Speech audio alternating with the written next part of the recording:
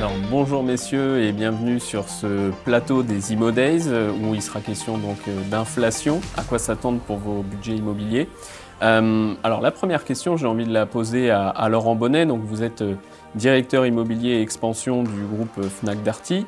Première question, alors il y a l'énergie, il y a le coût d'aménagement des espaces, ou des magasins en l'occurrence, les loyers également. Est-ce que vous pouvez nous donner une estimation de ce que ça représente l'inflation dans votre budget immobilier ?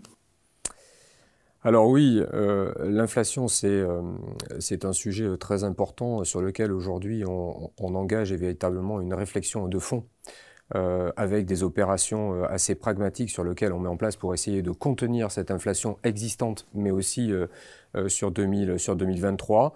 On l'estime aujourd'hui pour un coût immobilier pour l'entreprise sur une inflation à peu près de 5 à 6, voire peut-être un petit peu plus en 2023, sachant qu'on voit que les indicateurs, notamment Eurostat, à fin octobre, donnent déjà pour la France une inflation à plus de 7% en Europe, alors qui est inférieure de la moyenne européenne, mais qui est quand même une inflation extrêmement importante, puisque en France, il n'y a pas de compensation par rapport à l'indexation des salaires sur l'inflation, etc., ce qu'il y a dans d'autres économies. Pour notre budget, concrètement, 5% sur un budget immobilier, c'est plus de 2,5 millions, 1% d'inflation. Voilà ce que ça représente. Et Bruno, même question à la Banque Palatine, où du coup c'est une autre typologie d'actifs. Est-ce que tu partages le constat de Laurent ? Oui, alors on est impacté effectivement par la hausse des coûts de l'énergie, enfin la hausse des coûts d'exploitation des bâtiments. Après, moi je regarde un petit peu chez nos clients, qui sont les professionnels de l'immobilier. Ils sont impactés en premier chef par la hausse des coûts de construction. Et là, alors dans tous les ratios d'analyse de crédit, on a augmenté les valeurs de référence. Quand un promoteur construisait à 1 600 €, 1 800 € au mètre carré, il est maintenant à 2 000, 2 200 €. Donc ce sont les facteurs conjoncturels. Et ce sont aussi des facteurs long terme, au-delà même de la crise ukrainienne, les facteurs de normes, de normes environnementales qui coûtent quand même plus cher. Donc là, on peut dire que c'est une tendance longue. Parce qu'il y a l'inflation conjoncturelle et l'inflation structurelle. On est là aussi quand même sur une tendance longue d'augmentation des coûts. Très bien. Et alors justement, petite question peut-être là aussi pour essayer de poser les choses en termes de contexte plus général. Je vous la pose à tous les trois, vous verrez lequel de vous vont prendre la parole. Simplement, ce niveau d'inflation aujourd'hui, est-ce qu'il est inédit par rapport à ce qui a pu se produire à d'autres moments, d'autres contextes ? Élie peut-être ? Alors, je dirais qu'il est inédit, tout à fait. L'inflation qu'on connaît aujourd'hui impacte les coûts immobiliers de différentes façons en fonction du type de coût. On a bien évidemment d'abord le loyer. Les indices qui viennent de paraître là, le T22 fait ressortir des augmentations de 5 à 8% sur un an et environ 20% sur 9 ans, donc la durée classique d'un bail commercial. C'est des niveaux d'augmentation qu'on a vus il y a une vingtaine d'années, peut-être un petit peu moins. Donc sur cette décennie, c'est historique. Là, on constate aussi des augmentations de coûts significatives et pour le coup vraiment historiques, c'est sur l'énergie bien évidemment et sur l'ensemble des charges d'exploitation des immeubles. Et dans un second temps, et dans une moindre mesure, comme tu le disais, sur le coût des travaux. Et le coût des travaux, compte tenu de la mise aux normes de la performance énergétique des bâtiments, a un impact significatif sur la rentabilité des actifs. Et pour vous, du côté utilisateur, vous diriez aussi que c'est quelque chose d'inédit Alors c'est inédit, il faut se rappeler quand même que nos parents et nos grands-parents ont vécu des périodes d'inflation bien supérieures à ce qu'on vit aujourd'hui. Mais on l'a pas vécu depuis longtemps et surtout c'est assez brutal et imprévisible du fait d'un contexte exogène et géopolitique qui a accéléré très fortement cette inflation. Bon, donc j'ai envie de dire la première année en termes d'inflation c'est la plus dure finalement, puisque quand on a passé le mur de l'inflation et qu'il y a un réalignement petit à petit finalement du pouvoir d'achat par l'augmentation, il faut l'espérer aussi, même si ça a un coût pour les entreprises, mais il est naturel aussi qu'à un moment donné, les collaborateurs, les salariés, etc., profitent et en tout cas puissent contribuer à une reconsommation dans notre pays grâce à des augmentations aussi de salaires. Et donc quand on aura passé, je pense, ce mur, moi ce que j'appelle un peu le mur de l'inflation la première année, je pense qu'il pourrait y avoir des amortisseurs, en tout cas une régulation qui s'opère. Mais on peut légitimement penser, et c'est pas moi qui le dis avec beaucoup d'humilité, on voit bien toutes les banques, tous les établissements bancaires, les plus sérieux et tous les établissements disent qu'on s'inscrit dans une période quand même moyennement longue, à moyen terme, ce qu'ils appellent moyen terme, à 36 mois quelque part, d'une inflation qui va être quand même constante. Voilà. Oui, ce qui est inédit, c'est la brutalité du changement. Il faut dire qu'on s'était quand même habitué à une situation un peu particulière, une inflation quasi à zéro, des taux d'intérêt négatifs, etc. Ce qui était historiquement complètement, pour le coup, inédit dans l'histoire, dans la série longue. Moi, je me rappelle quand même de la crise de 73, en fait. Bon, j'étais petit, mais on s'en souvient. Et on a en fait des éléments de comparaison, c'est-à-dire que c'était une crise exogène, doublement ou triplement du coût du pétrole, ce qui est un petit peu le cas maintenant. Alors, c'est plus le pétrole, c'est le gaz, et d'autres matières premières. Donc ça, effectivement, on a déjà connu ça. Ce qu'il faut bien voir, c'est que l'inflation, c'est complètement corrélé avec la valeur de la monnaie. Et ce qu'on a vécu en 73 avec un franc qui subissait des dévaluations régulières, on ne le vivra pas avec l'euro, puisque l'euro est une monnaie forte du fait de la construction européenne. Donc ça, c'est très important parce ça suit quand même une courbe qui est inversement proportionnelle à la valeur de la monnaie. Et donc, si conjoncturellement, on va avoir effectivement 2-3 ans avec une accélération de l'inflation, on peut penser qu'avec un euro qui reste fort, qui reste une monnaie stable et de référence, on aura un relâchement de l'inflation et on retombera dans des taux aux alentours de, peut-être pas 2%, mais 3% long, sur la longue durée. Donc, c'est important, c'est que pour les professionnels que nous sommes, il faut pouvoir effectivement traverser cette passe-là, traverser cette tempête, tenir bon en attendant que les taux se détendent. Et alors, tout ceci étant dit, on va peut-être maintenant dire un mot de quelles sont un peu vos marges de manœuvre et ce que vous pouvez essayer de mettre en place pour contrecarrer les effets de l'inflation. Élie, là-dessus, qu'est-ce que vous préconisez à vos clients de faire dans cette période ? Alors d'abord, j'aimerais revenir une seconde sur les facteurs économiques et structurels qui créent cette inflation et l'impact que ça peut avoir sur les sujets immobiliers. L'immobilier professionnel tertiaire commercial pour lequel nous travaillons avait déjà subi des influences nouvelles et le marché a évolué avec, je pense au bureau, sur la mise en place massive du télétravail.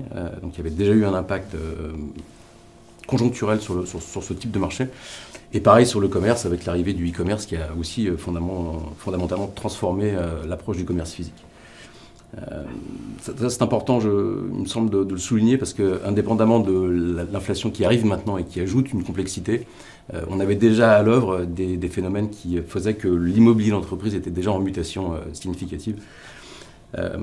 Pour revenir à votre question, bien évidemment, ça dépend du type de coût, de quels acteurs, de quel secteur d'activité on parle. Plusieurs choses. Sur le loyer, une fois de plus, on est maintenant dans un marché plutôt preneur, me semble-t-il, sur le bureau notamment. Une fois de plus, ça dépend de la localisation. Mais de manière générale, on a une tendance où le locataire, le demandeur est plutôt en position de force. Donc il y a ce premier levier qui consiste à renégocier sur la partie loyer son bail avec son bailleur, soit dans le cadre d'un renouvellement, d'une sortie anticipée, d'une réduction de surface. C'est un peu la même approche aussi en commerce, parce que le besoin du commerce physique en immobilier commercial est réduit. On réduit aussi son exposition au coût du loyer. À partir du moment où on réduit sa surface et son exposition à l'immobilier, bien évidemment, on réduit son coût. Quand on reste ensuite dans les locaux, plusieurs approches sur les charges.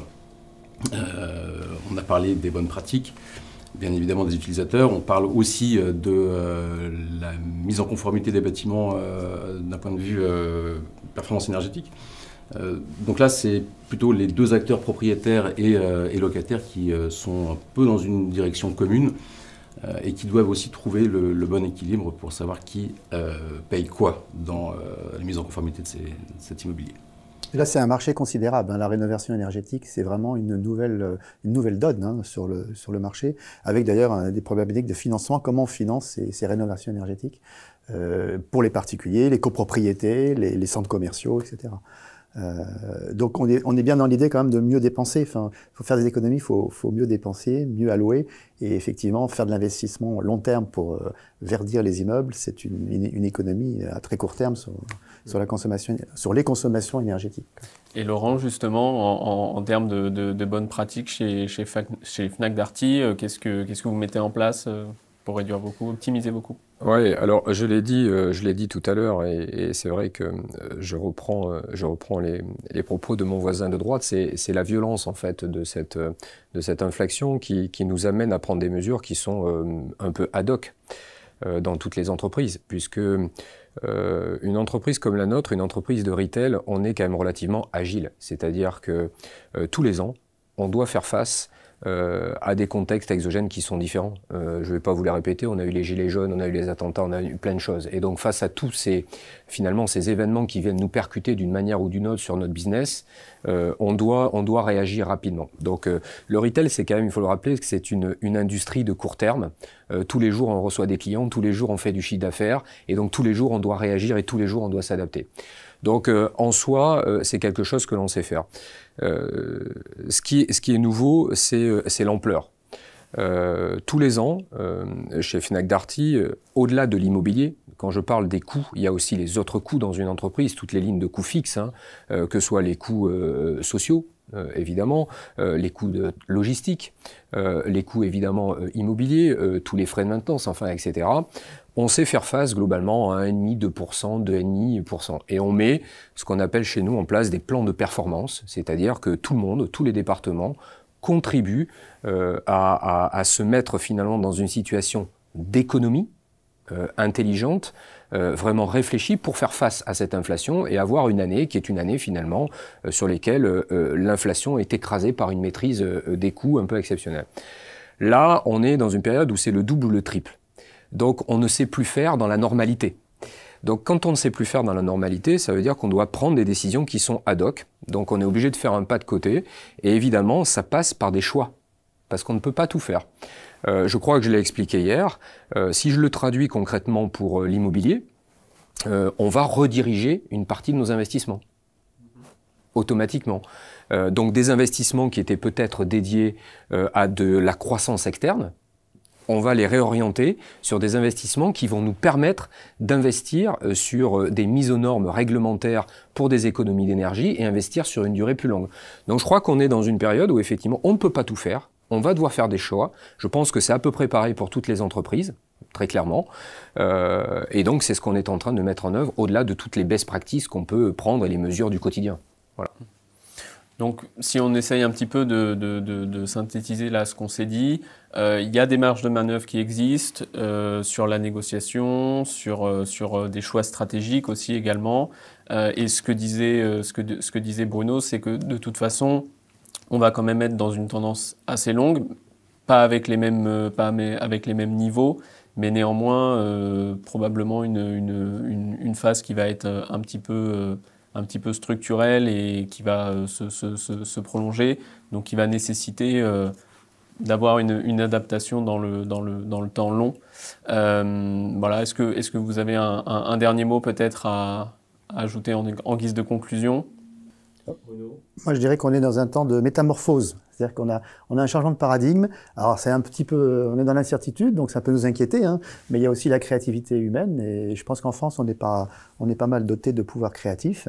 Et donc, cette métamorphose, elle nous impose de toute façon de raisonner sur du temps long. Alors, je ne dis pas à 30 ans, mais sur 10, 15 ans. C'est un petit peu d'ailleurs l'esprit du décret tertiaire, hein, d'initier un processus et donc ça, c'est plutôt efficace et en tout cas, c'est motivant intellectuellement. Oui, moi je vais rebondir un peu. Je crois qu'il faut rester optimiste. Ça c'est important, et constructif et réaliste. C'est-à-dire qu'il faut être optimiste et réaliste. Et ce que l'on peut dire généralement, c'est que c'est dans la contrainte qu'on est innovant. Donc soyons innovants, finalement. Et moi je crois que effectivement, même si cette période va être difficile, mais difficile dans les décisions à prendre, finalement, on peut aussi en ressortir plus fort. Voilà. Très bien. Eh bien, merci en tout cas à tous les trois d'être venus débattre de ce sujet. Inflation, à quoi s'attendre pour vos budgets immobiliers? On y voit un petit peu plus clair, j'espère, sur cette question. Merci encore d'être venus en discuter avec nous.